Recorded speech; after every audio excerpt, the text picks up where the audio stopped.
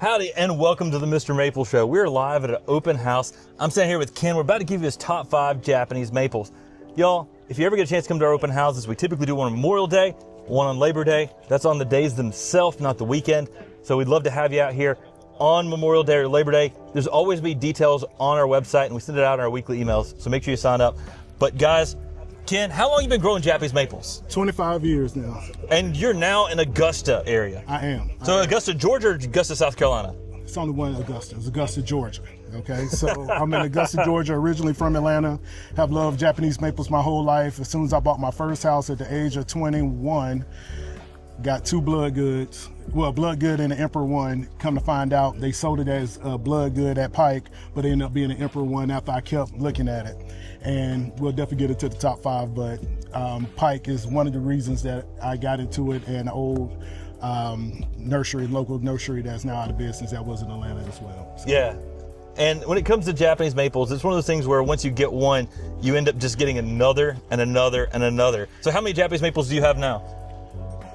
In the ground, right around 60, and maybe about 9 to 10 in pots around different portions and stuff that I'm kind of, some of the newer varieties. It's hard to find a big Firefly. It's hard to find a big Atari. Yeah. It's hard to find some of those newer cultivars that you have to kind of get them young because you can't find big, specimens of them, but I try my damnedest. But yeah, I love them. We love them too here. How'd you find us at Mr. Maple? YouTube, always searching and looking for different stuff. And then I got on YouTube and man, it's the wormhole into, this is Alice Wonderland of maples. It's crazy to find somebody who actually knows to talk so you can really educate and be able to know exactly. And it's just like pulling that thread, and when you pull it, it continues to go, because even though they may look similar, depending on the interest, depending on the season, depending on the graft that you have, they look totally different. Every tree is it's a fingerprint. Yeah. So they're completely different, and you love them separately. So it's going to be hard to give top 5 because it's like picking kids. You know what I mean? I know. I just did my top 25. Yep. And if top you 29, I think it was. Yeah. If you want, honorable mentions. If you listen to the podcast, literally during the podcast, I'm scratching things out and changing things on the fly because I'm like, how did I miss this? How did I miss this? Yeah. This has got to be on there. It got to be, man. It's so hard to do it, but I'm gonna try my best. I'm gonna go with the more, maybe not the quote unquote most stunning, but I'll tell you my top 5 most that I have the most emotional attachment to. For sure. All right. All right. So let's get into your top 5. Let's get into top 5. So just the name Red Dragon just does something to you, and it just really doesn't disappoint. It was one of the first ones I got, and it sounded like a Japanese maple tree. So it keeps its red color for a majority of the season, depending on where you have it. It's a monster on afternoon sun, and even in Atlanta and Augusta, it takes sun like a champ, and it weaves, it does certain little things, and it'll go orange. And I have one that I was able to stake up. It's a higher graft, and it kind of has the little Danielson. I call it Danielson. That's his nickname, and it's just amazing. So number 5 is my Red Dragon. That's an amazing one. Like that's one I love, and it's one that is often accredited to being introduced from Australia, but it was actually Red Maple Nursery, the same nursery that introduced Emperor One, Red Baron. Yeah, Dick Wolf, exactly. Yep. And what happened is it was one of his evaluation trees that he grafted. He sent cuttings to Canada. Right. Those trees ended up in New Zealand. Wow. And so it just traveled around the world and then got everywhere in the world through New Zealand a lot because they didn't produce a lot of them at Red Maple Nurseries. Right. But it was one of his introductions, one of his trees. And I like the fact that it just sort of glows. Right. And if you look at the leaf itself, it kind of looks like a Chinese dragon with those horns on the back if you look at the leaf. So, I mean, you just got that natural bonsai aesthetic that just makes you think red dragon. I mean, it won't disappoint. It can go in a small garden, a bigger garden. It's a complementary tree. It's a focal point tree. It's bulletproof. Yeah. All right, so what do you got at your number 4? So I'm here with Tim, y'all, and I just talked about a red dragon. So guess what my next one is going to be? Summer Gold. Summer Gold is just an amazing specimen, man. I actually have mine sandwiched between 2 red dragons. So straight up, and both of my red dragons on both sides, and it just kind of gives great interest. I have it behind some Nelly Stephen Holly, so the green with that yellow sticks out, and the red, it looks, it's just an amazing, it does exactly what I needed to do. It's only been in the ground. This is the second season it's in the ground, and it leafed out great. It's coming back great, and I think usually they say it's a slower grower, but mine is really, really taking off, and it's just hard to beat that summer gold, man. I love the fact that once it's established, it can handle more sun than other yellows. Yep. It's a mid-sized tree, typically 6 to 8 foot in 10 years. That yellow color just gives so much out there in the landscape. It's a selection by Ghirardelli Nursery in Italy, and it's listed as an Acer palmatum, but it's really an Acer palmatum X Surasalinum. It's a sister seedling to Jordan, which is crazy to think about because you look at it and you're like, this looks more palmatum, but even the seeds, if you really look at the seeds, they're cherry red and they point upwards, which is often a characteristic of Acer Surasalinum. Right. Instead of, sort of dangling down, which is more of what you'd find on an Acer palmatum. Right. Such a cool mid-sized Japanese maple that's one of my favorites. I mean, it is because it's so easy to use, and if someone's looking for a yellow in their landscape and they don't have a big landscape, that yellow can fit in almost anybody's yard. Absolutely. It's just beautiful. I love it, and it's the best complementary tree. I just love it. All right, so we're down to your number 3. Number 3, can I throw an honorable mention at you? Oh, yeah. So I told you I was going to do the most emotional attachment, but I will give one that's just stunning. Orange Dream. Orange Dream is just stunning. I planted at the same time I got my summer gold. It was when you were on the whole yellow kick, which you always are, and I was just like, And as you continue to walk in your garden, you kind of appreciate, okay, now I see what Tim is talking about, because you see the reds, the greens, the reds, the greens, the reds, the greens. Booyah, there's a yellow. So I had an Orange Dream, and I actually got a really good 15-gallon, and it was hidden right next to my Arium, which I love my Arium. But anyway, my Orange Dream was hidden, and it did so well that the shape on it was so beautiful that I was like, it cannot hide here. So I got to find a way to transplant it and put it somewhere else. And now I have it somewhere else, and it's already, even though it's not even established in the new hole, it's taking off. And that's just a beautiful tree. If you can find yourself an Orange Dream, get yourself an Orange Dream. You won't disappoint. I think Orange Dream is one of those plants that when you have it, it looks great in the spring. But to me, late spring, early summer, when you start getting that bleach look in there, it's just next level. I mean, it just gets that, it looks like someone just highlighted the tree. And it's another selection by Ghirardelli Nursery in Italy. I mean, they brought us some amazing yellows. And man, that's a solid one. I'm temperamental about it. I don't want stuff to touch it. Like, I was like, don't you touch my Orange Dream. I love my Orange Dream. Now, in most climates, you're going to need to give Orange Dream some protection from the hot afternoon sun, because it can burn if you put it out in full sun. Yes. But that is a beautiful, beautiful tree. And like I said, when I did transplant it, I did move it to it's still shaded. It's shaded by pine trees, but it has nothing around it to block it, and it's just a focal point. So I'm thinking about going on some of those blue conifers over there to kind of make it pop, some yellow and blue going on there. All right, so now we're going to hit up your number 3. Now my number 3. So my number 3 is the one that really taught me about the differences of Japanese maples. And it may be, to me, the most stunning, and it's one of the oldest, Shishigashira.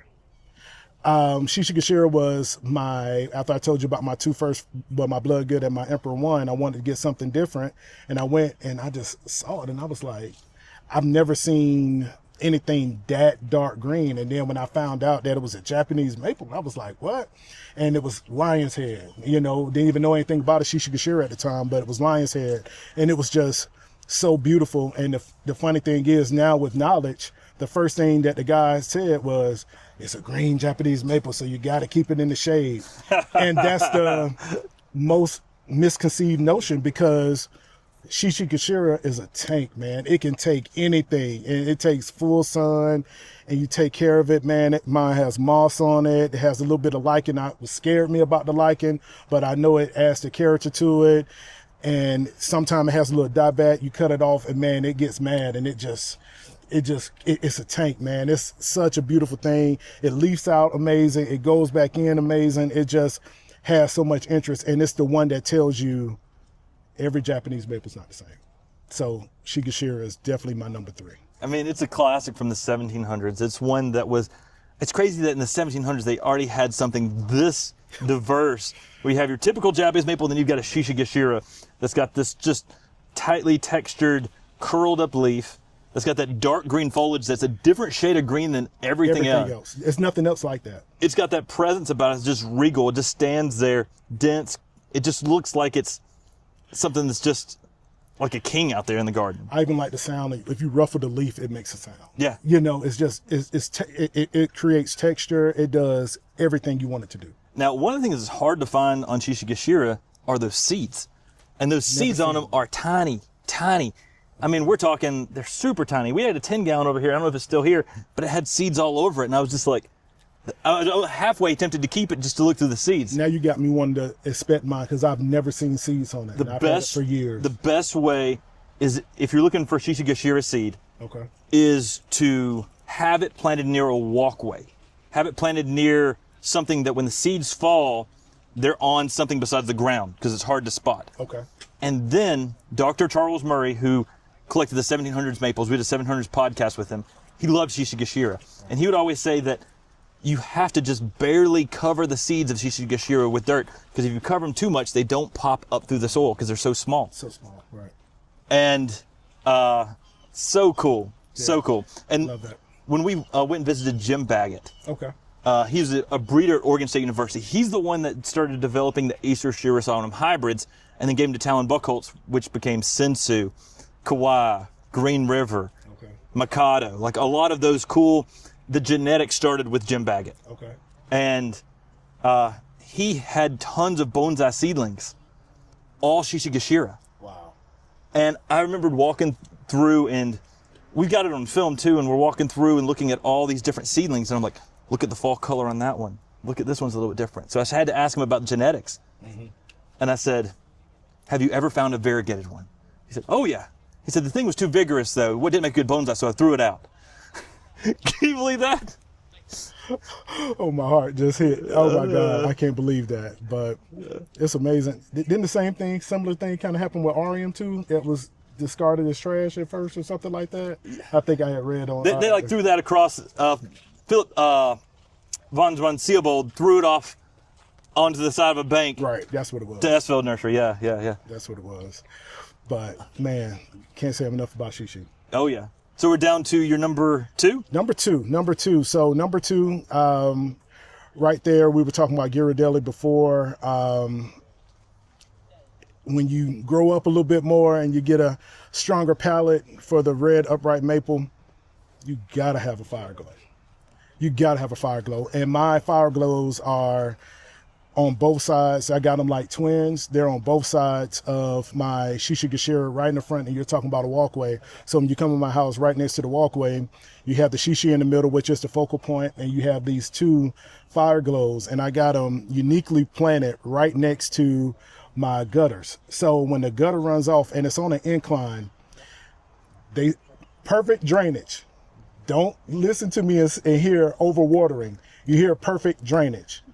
If you give just about any maple proper drainage, it will take off. And when I tell you I have Fireglows that have been in the ground for 5 years, I bought them as maybe 10 to 15 gallons. They were pretty established. But when I tell you, they are the size of calf muscles and they love it. And when I tell you, you sit here and you look up and it actually glows, like no lie. It's a beautiful, beautiful, beautiful specimen, both of them, and they're twins, and they just look beautiful. And that's sort of the similar effect that you get with the Red Dragon you liked earlier, Absolutely. but bigger. But bigger. Yep. With Red Dragon, you get that glowing effect when the wind sort of blows. But with Fireglow, it gets big enough so you can actually look up into it.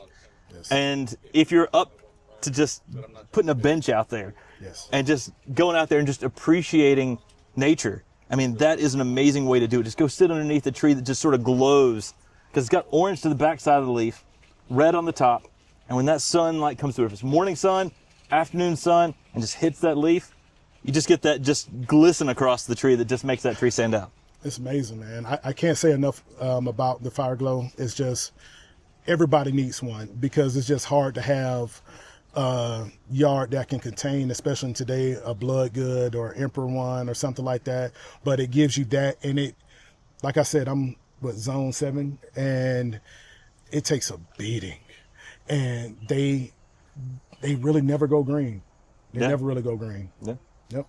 All right, so we've made it all the way God. down to your number 1. I need another honorable mention. Is that okay? That's totally okay if you see my podcast. Okay, so My top 25. honorable mention is breathtaking to me. Oshino beanie. You don't see it often, but this time of year, it reminds you of a Gable's Glory because it's tangerine, red, green, just so many different colors, and it's a very vigorous grower. I have it on another embankment at my house, and now the roots, because it has those aerated roots, so it takes over. It does exactly what it wants to do, and you just look up at it. It has a little bit of that sun like the Fireglow does, but you can look at it, it looks like God kind of spray painted this one green and that one orange, and then it's so textured throughout, and it's a very hardy grower in my hot climate. Don't baby it, don't do nothing, and it just takes off. I think Oshino beanie is one of those trees too that's just underrated. So underrated. It's beautiful. It's awesome. It's got a Japanese name to it rather than a name like Fireglow that people can just pronounce. Right. To me, definitely an improvement on Bloodgood. Definitely an improvement on some other trees, but it's just different. It's different. And I think it's one of those trees we don't see in the trade enough. So that's definitely a pretty cool honorable mention. Absolutely, absolutely. So, and it's hard to even say a number 1, but we definitely got to cut it short. I know this is probably one of the longer ones, but number 1 today, I'm going to say Dancing Peacock. Hey man, that's a classic. The first time I got one, I saw it at the Botanical Gardens in Atlanta, and it's just beautiful. It was just this pine green. And then I asked one of my specialists about it. I said, but how does it look? Does it change colors in the fall? And she does it. Like, she couldn't wait to show me. And it's appropriately named. I mean, purples and like purple on a tree. I mean, it's breathtaking. It's gorgeous. It's hard to find a nice size one. If y'all have one, please don't tell me. But I have a medium sized one, and it's just beautiful. It's a different, you wouldn't look at it and think Japanese maple initially, but it's a Japanese maple all the way through. I mean, literally, those big leaves just have that peacock look to them. Yes. They've got that. Each leaf just looks like a peacock displaying its feathers. It's an Acer japonicum selection. It's one of the first ones we had here at Mr. Maple. Sometimes known as Acer japonicum aconitifolium, also known as Acer japonicum mei kujaku. And then back in the day, they didn't understand the Japanese, so it was Meiku space Jaku. It's actually MAI, which means dancing, and Kujaku, which means peacock. But that is a full moon Japanese maple that is just beautiful. Those leaves just get ginormous. The blooms are bigger, so you get amazing tassel blooms in the spring. The fall color's electric, where you just get a multitude of colors across that thing. And it looks tropical out there in the landscape. It's beautiful. I can't wait for mine to get big enough for me to actually put it in the ground. I have mine in a pot right now, so I just can't wait to see what it turns into. Guys, Ken's top 5 Japanese maples, 2 honorable mentions. Let them know what you think about it in the comments. Guys, I think it was a pretty solid list. Pretty solid list there today on top 5. Some classic ones that bring you just amazing beauty, but also invoke that emotional response that you're talking about, because you see those things and you fall in love with them. Yeah. And you really can't be at Mr. Maple without giving a little bit of love also to a hot blonde. I have a hot blonde that we were affected by Hurricane Helene, so I got like a 2 or 3 gallon, and I lost the top part of it because I ended up having knee surgery, so I couldn't be in the garden like I wanted to. So I had to cut off about that much of it. Already this year, it's already back to the same size, and it has those apricots and those reds and all that. It's like a moonrise and a truncatum. Like, it's just... I'll give you just some amazing colors out there. It's a beautiful, beautiful, beautiful tree. Definitely a top 10. Well, guys, make sure you like this video, subscribe.